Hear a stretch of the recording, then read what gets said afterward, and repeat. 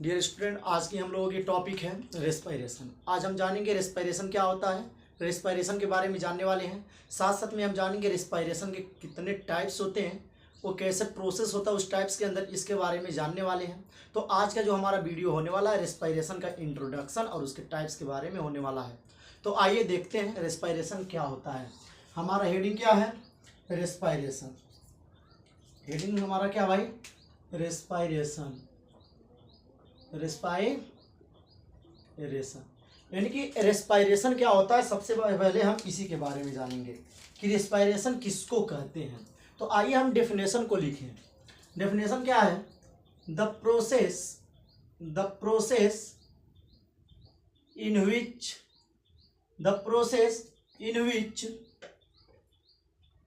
Food burned the process in which food burnt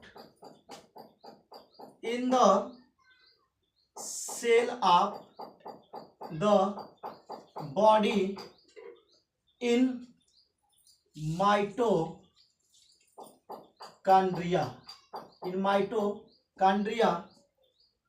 and release energy is called respiration। जैसे कि आप definition को देख पा रहे हैं, इसमें ये बता रहा है कि ऐसा प्रोसेस यानी कि द प्रोसेस इन विच यानी कि जिसके अंदर, ऐसा प्रक्रिया जिसके अंदर फूड ब्रंट यानी कि फूड ब्रंट होता है, उसका ब्रेक डाउन होता है। कहाँ? इन द सेल यानी कि कोशिकाओं के अंदर, यानी कि कोशिका के अंदर ऑफ द बॉडी, यहां लिखेंगे ऑफ द बॉडी यानी कि शरीर के। डेफिनेशन में ये बता रहा है कि जब हमारा फूड हमारे शरीर के कोशिकाओं के अंदर टूटता है यानी कि ब्रंट होता है इन द माइटोकॉन्ड्रिया यानी कि सेल के कोशिका के माइटोकॉन्ड्रिया में, एंड रिलीज एनर्जी, और वो क्या देता है भाई? एनर्जी को रिलीज करता है, ऊर्जा को रिलीज करता है। इज कॉल्ड रेस्पिरेशन, उसी को क्या बोलते हैं? रेस्पिरेशन बोलते हैं। शायद आपको एक कंफर्म हो गया होगा।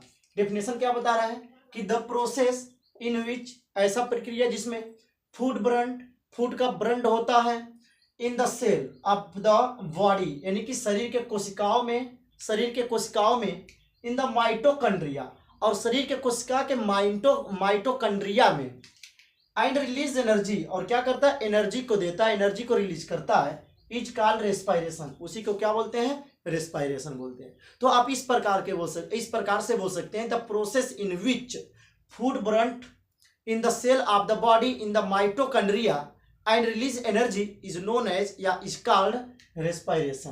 तो शायद आपको डेफिनेशन क्लियर हो गया होगा। अब हम जानेंगे ये क्या, किस प्रकार से एनर्जी बनता है और किस में ये स्टोर हो जाता है हमारे बॉडी के अंदर। अगर जो बात करें तो ड्यूरिंग रेस्पिरेशन, जब हमारे शरीर के अंदर क्या होता है भाई? रेस्पिरेशन होता है। लिख सकते हैं during respiration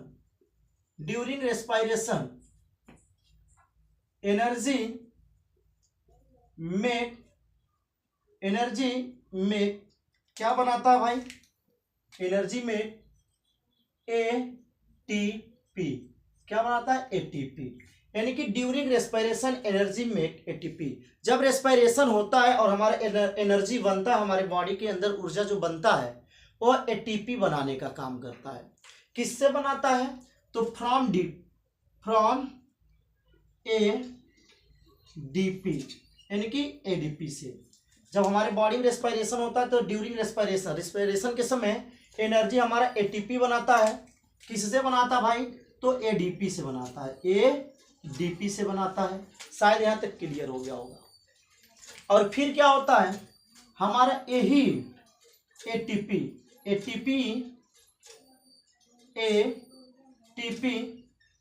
store in the cell of the body, और यही एटीपी जो होता है हमारे बॉडी के सेल में स्टोर हो जाता है। यही एटीपी हमारे बॉडी के सेल में स्टोर हो जाता है। And when we need energy, when we need energy, ATP breakdown. ATP क्या होता है? ब्रेकडाउन होता है। ATP break down and give us energy, और हमें क्या देता है? एनर्जी देता है। शायद यहां तक क्लियर हो गया होगा। क्लियर क्या हो गया होगा? यानी कि अगर जो बात किया जाए ड्यूरिंग रेस्पायरेशन, रेस्पायरेशन के समय एनर्जी हमारा क्या बनाता है? एटीपी बनाता है। और एटीपी किससे बनता है? तो एडीपी से बनता है।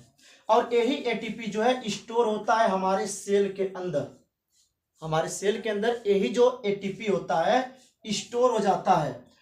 और क्या होता है? व्हेन वी नीड एनर्जी, और जब हमको एनर्जी की आवश्यकता होता है, द एटीपी यानी कि ATP break down give us energy, और यही एटीपी जो होता है टूटता है और हमारे बॉडी को फिर से एनर्जी देना शुरू कर देता है। तो शायद यहां तक क्लियर हो गया होगा। एक बार और एक्सप्लेन करना चाहेंगे। ऐसा प्रोसेस जिसमें फूड का ब्रंट होता है हमारे कोशिका के अंदर, सेल के अंदर माइटोकॉन्ड्रिया होता है, और उस माइटोकॉन्ड्रिया के अंदर ब्रंट होता है, और फिर हमको मिलता है एनर्जी। इसी प्रोसेस को हम बोलते हैं रेस्पायरेशन। यहाँ ड्यूरिंग रेस्पायरेशन, जब रेस्पायरेशन होता है उस समय हमारा एनर्जी एटीपी बनाता है, यानी कि एडिनोसिन ट्राइफॉस्फेट। और यही एडिनोसिन ट्राइफॉस्फेट किससे बनता है भाई? तो एडिनोसिन डाइफॉस्फेट से बनता है, यानी कि एटीपी डीटीपी से बनता है। और फिर यही एटीपी हमारे बॉडी के सेल के अंदर स्टोर हो जाता है, और जब हमें एनर्जी की आवश्यकता होता है तो टाइम टू टाइम हमको एटीपी ब्रेक डाउन होकर एनर्जी देने का काम करता है। तो शायद आपको एक क्लियर हो गया होगा। अब हम देखेंगे कि रेस्पायरेशन जो होता है हमारे बॉडी के अंदर कितने प्रकार के होते हैं। तो इसके पहले हम इसका एक क्वेश्चन के फॉर्म में देख लेते हैं। इसको इरेज करते हैं। अब देखेंगे कि यह क्वेश्चन के फॉर्म में ये किस प्रकार से लिखा जाएगा। अगर जो इक्वेशन के फॉर्म में लिखे तो हमारा जो डीटीपी है plus phosphate, DTP plus phosphate क्या करेंगे? एक फॉर्म करेंगे, बनाएंगे एटीपी, और यही एटीपी हमारे बॉडी के सेल में, यानी कि सेल ऑफ बॉडी में, हमारी बॉडी के सेल में क्या होंगे? स्टोर्ड हो जाएंगे, यानी कि गहन हो जाएंगे, यानी कि स्टोर हो जाएंगे, रख दिए जाएंगे। यानी कि एटीपी और फास्फेट आपस में जुड़ेंगे और बनाएंगे डीटीपी, यानी कि एडिनोसिन डाइफॉस्फेट प्लस फास्फेट आपस में मिलेंगे और एडिनोसिन ट्राइफॉस्फेट बनाएंगे, और हमारे बॉडी के सेल के अंदर ये स्टोर रहेगा और समय समय पे हमको एनर्जी देने का काम करेगा। तो यहां तक शायद एकदम क्लियर हो गया होगा। अब हम आगे देखते हैं टाइप्स ऑफ रेस्पायरेशन, यानी कि जो रेस्पायरेशन होता है कितने प्रकार के होते हैं हमारे बॉडी के अंदर, इसके बारे में जानने वाले हैं। तो आइए जानते हैं रेस्पायरेशन हमारे बॉडी के अंदर कितने प्रकार के होते हैं। हमारा हेडिंग क्या है? टाइप्स ऑफ रेस्पायरेशन, यानी कि टाइप्स ऑफ रेस्पायरेशन का प्रकार। तो हम सबको पता है कि रेस्पायरेशन के केवल दो ही प्रकार होते हैं। पहला होता है एरोबिक रेस्पायरेशन और दूसरा होता है एनारोबिक रेस्पायरेशन। पहला लिख लें एरोबिक रेस्पायरेशन और दूसरा हम लिख दें एनारोबिक रेस्पायरेशन। एनारोबिक रेस्पायरेशन यानी कि दो प्रकार का हमारा रेस्पायरेशन भी हो गया। पहला हुआ एरोबिक रेस्पायरेशन और दूसरा हुआ एनारोबिक रेस्पायरेशन। अब जो एरोबिक रेस्पायरेशन होता है, अब जो यहाँ पर एरोबिक रेस्पायरेशन होता है, ये ऑक्सीजन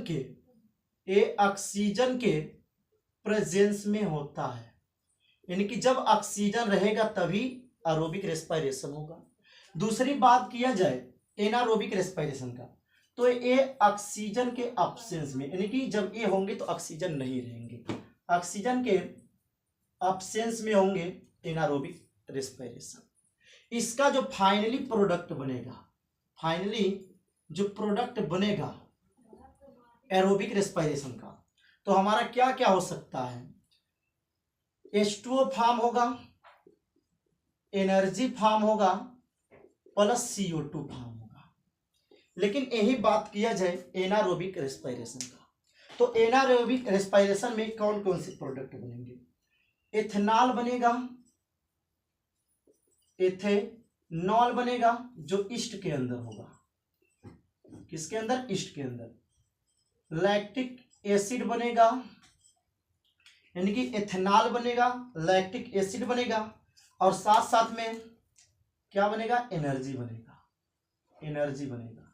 और यहां पर जहां एथेनॉल बनेगा यानी कि लैक्टिक एसिड बनेगा, इसमें प्लस कार्बन डाइऑक्साइड भी फॉर्म होगा।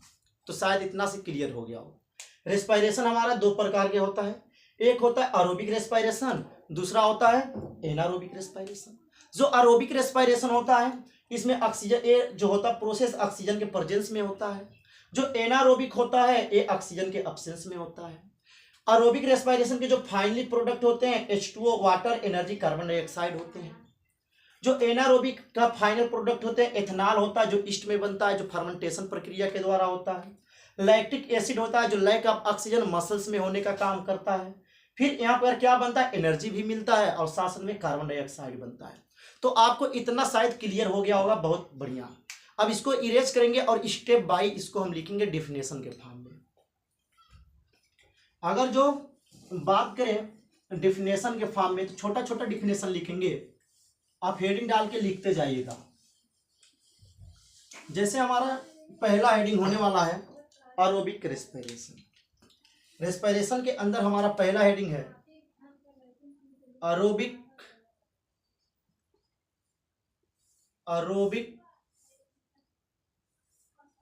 थोड़ा मार्कर गाढ़ा नहीं चल रहा है तो फिर से लिखते हैं एरोबिक रेस्पिरेशन। एरोबिक रेस्पिरेशन पहला हमारा हेडिंग क्या भाई, एरोबिक रेस्पिरेशन। तो हम लिखेंगे दिस टाइप्स ऑफ रेस्पिरेशन। ऐसे नहीं, थोड़ा और हम डिफिनेशन को बदलते हैं, इस प्रकार से लिख लेते हैं such types of respiration, such types of respiration occur in the presence of oxygen. यानी कि एरोबिक रेस्पिरेशन जो होता है ऑक्सीजन के प्रेजेंस में होता है। तो वही डेफिनेशन हम लिख दिए हैं कि such types of respiration occur in the presence of oxygen, यानी कि इस प्रकार का रेस्पिरेशन ऑक्सीजन के प्रेजेंस में होंगे। इस प्रकार से भी आप लिख सकते हैं और इस प्रकार से भी लिख सकते हैं the respiration which is occur in the presence of oxygen is called aerobic respiration. तो इस प्रकार से भी आप लिख सकते हैं। बात किया जाए अगर जो ये ऑक्सीजन के प्रेजेंस में हो रहे हैं तो किस प्रकार से हो रहे हैं, तो यहां पर हमारा क्या होगा, ग्लूकोज रहेगा और ग्लूकोज साइटोप्लाज्म के अंदर, यानी कि ऑक्सीजन के प्रेजेंस में और साइटोप्लाज्म के अंदर क्या होगा, ब्रेक डाउन होगा, जिसको क्या बोलेंगे भाई, ग्लाइकोलाइसिस। किस प्रक्रिया के द्वारा होगा, तो हम यहां पर लिख लें कि ग्लूकोज का यहां क्या होगा, ग्लाइकोलाइसिस होगा। ग्लूकोज का यहां क्या होगा, ग्लाइकोलाइसिस होगा, वाई ग्लाइकोलाइसिस। यहां ग्लूकोज का क्या होगा, ग्लाइकोलाइसिस होगा। और कहां होगा, साइटोप्लाज्म, सेल के साइटोप्लाज्म के अंदर होगा। और हम पढ़ रहे हैं एरोबिक रेस्पिरेशन तो ऑक्सीजन के प्रेजेंस में होगा, ऑक्सीजन के प्रेजेंस में होगा। यहां तक क्लियर। अब बात करते हैं अगर जो इसका ब्रेक डाउन होता है तो हमको क्या मिलता है, सबसे पहले तो कार्बन डाइऑक्साइड प्लस H2O और लास्ट में हमको क्या मिलता है, एनर्जी मिलता है, एनर्जी मिलता है। लेकिन यहां पर ग्लूकोज भी कन्वर्ट होता है, किसमें, पायरुवेट में, वो भी लिख देते हैं। यहां पर ये प्रक्रिया तो हम सिंपली आपको लिखकर दिखला दिए, लेकिन यहां पर जो ग्लूकोज होगा ये कन्वर्ट होगा पायरुवेट में, और फिर यही पायरुवेट कन्वर्ट होगा CO2 H2O प्लस हमको क्या देगा, एनर्जी देगा। तो आपको इतना क्लियर हो गया होगा। यानी कि एरोबिक रेस्पिरेशन के अंदर ऐसा रेस्पिरेशन जो ऑक्सीजन के प्रेजेंस में होता है और एनर्जी रिलीज करता है उसको हम बोलते हैं एरोबिक रेस्पिरेशन। तो एरोबिक रेस्पिरेशन में जो ग्लूकोज होता है इसका ग्लाइकोलिसिस होता है साइटोप्लाज्म की उपस्थिति में। जो ग्लूकोज होगा, ग्लूकोज का ग्लाइकोलिसिस होगा यानी कि ब्रेक डाउन होगा ऑक्सीजन के प्रेजेंस में, और वो क्या बनाएगा, पायरुवेट। पायरुवेट हमारा ब्रेक डाउन होगा, बनाएगा कार्बन डाइऑक्साइड H2O एनर्जी। जैसे यहाँ पर आप देख सकते हैं ग्लूकोज है, ग्लूकोज पायरुवेट में बदला है और पायरुवेट से हमारा बना कार्बन डाइऑक्साइड H2O और एनर्जी। तो ये होता है एरोबिक रेस्पिरेशन के अंदर। किसके अंदर, एरोबिक रेस्पिरेशन के अंदर। तो शायद यहाँ पर आपको क्लियर हो गया होगा सब जितने भी एरोबिक रेस्पिरेशन के अंदर है। अब इसको हम इरेज करते हैं, इसका हम एक इक्वेशन फॉर्म में लिख देते हैं एक और, इसके बाद एनारोबिक के बारे में देखेंगे। जैसे कि बात किया जाए, हम लिख दें यहाँ पर भाई क्या है, ग्लूकोज है, ग्लूकोज है। ग्लूकोज ऑक्सीजन के प्रेजेंस में और साइटोप्लाज्म के अंदर ब्रेक डाउन हुआ पायरुवेट में या पायरुविक एसिड में।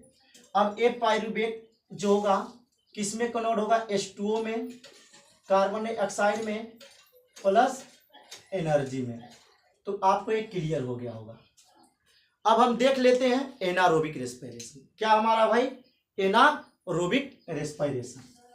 ये लास्ट हेडिंग होने वाला है इसका, एनारोबिक रेस्पिरेशन। तो अगर जो हेडिंग हम डाले एनारोबिक रेस्पिरेशन, क्या भाई, एनारोबिक रेस्पिरेशन, एनारोबिक रेस्पिरेशन क्या हमारा ये हेडिंग है भाई, एनारोबिक रेस्पिरेशन। शायद आपको दिखाई पड़ रहा होगा एनारोबिक रेस्पिरेशन। तो हम कहेंगे डिफिनेशन के अंदर द रेस्पिरेशन या respiration, respiration that occur in the absence of oxygen is called anaerobic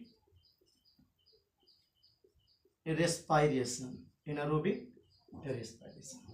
अगर जो इसके डेफिनेशन का बात करें तो हम कह सकते हैं a respiration that occur in the absence of oxygen, वह रेस्पिरेशन जो ऑक्सीजन के अब्सेंस में होता है, ऑक्सीजन नहीं होता है, इस प्रकार के रेस्पिरेशन को हम कहेंगे एनारोबिक रेस्पिरेशन।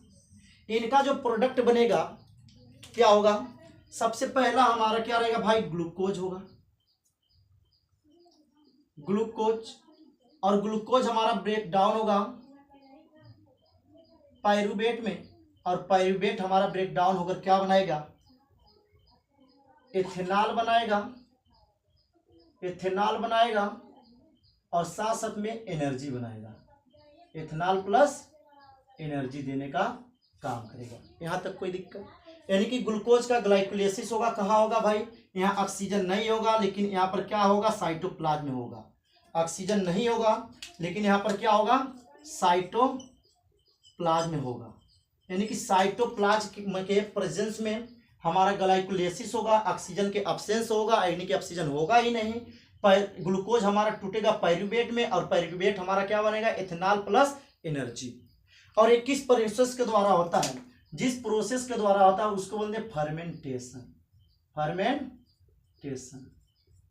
और किस में होता है भाई, तो हमारे मान लीजिए कि ईस्ट में, किस में होता है, ईस्ट के अंदर। क्लियर, यानी कि एनारोबिक रेस्पिरेशन और respiration that occur in the absence of oxygen, ऐसा रेस्पिरेशन जो ऑक्सीजन के अब्सेंस में होता है उसको हम बोलते हैं एनारोबिक रेस्पिरेशन। इसमें ग्लूकोज का ब्रेकडाउन होता है, साइटोप्लाज्म की उपस्थिति में ऑक्सीजन नहीं होता है और ग्लूकोज पायरुवेट में बदलता है और हमको क्या मिलता है, एथेनॉल प्लस एनर्जी। और ये प्रोसेस फर्मेंटेशन के द्वारा होता है, किसमें होता है, ईस्ट में होता है। तो आपको शायद यहाँ तक क्लियर हो गया होगा। अब देखते हैं लैक ऑफ ऑक्सीजन, जो रेस्पिरेशन ऑक्सीजन के कमी में होता है।